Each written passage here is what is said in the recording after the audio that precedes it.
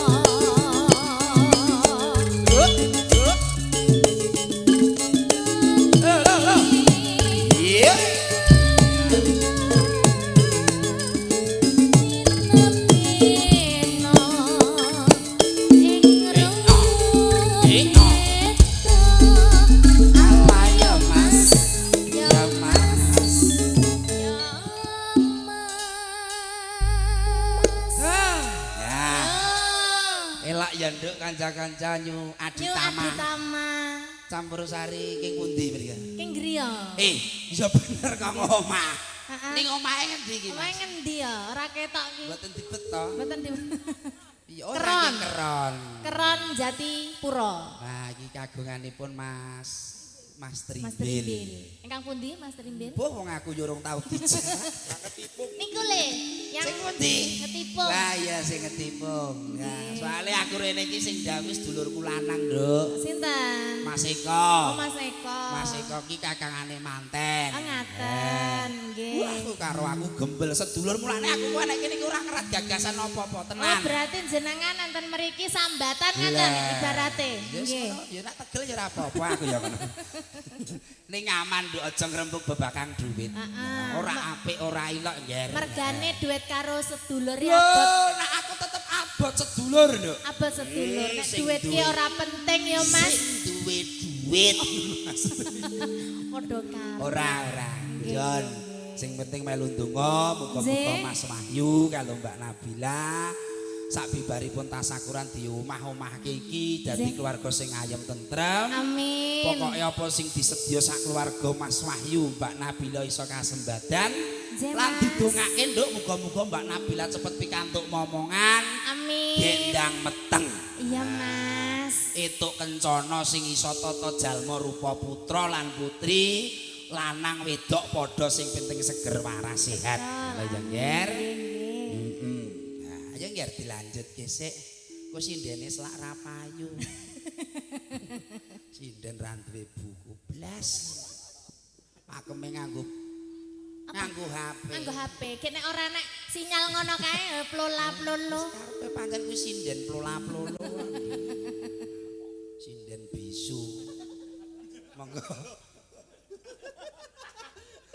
Apa kok? Oh, hey, awas yo.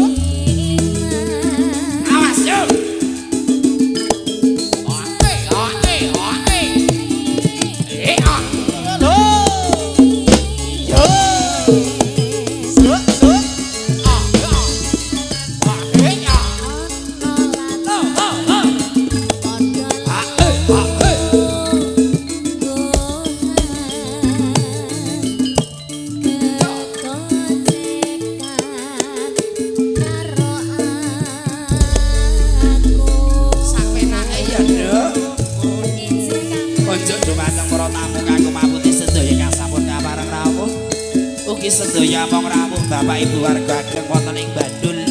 Sedaya sami sketsake mlujeng lelenggahan. Miclujeng ngayahi jejibahan. Loh.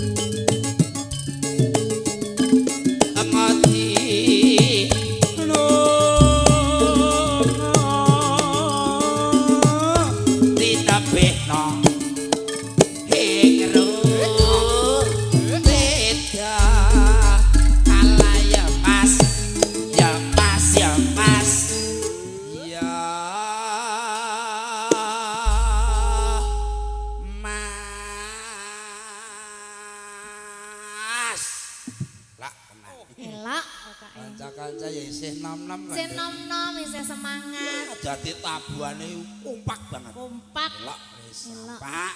Wis sing rukun, sing guyub, kerep sinau, kerep belajar, kerep latihan. Insyaallah nguncara laris ya. Amin. Alhamdulillah. Ya ora leh ngono Pak De, ya endi sing enek ora apa-apa, ora perlu aku. Ora kudu aku, ning apike aku ya. Apike jenengan. Ya iya. Tenan campur sarang ngejak aku udan angin. Masa to? Tenan kuwi. Ayo Nger. Apa kok Oh, wah. Ah,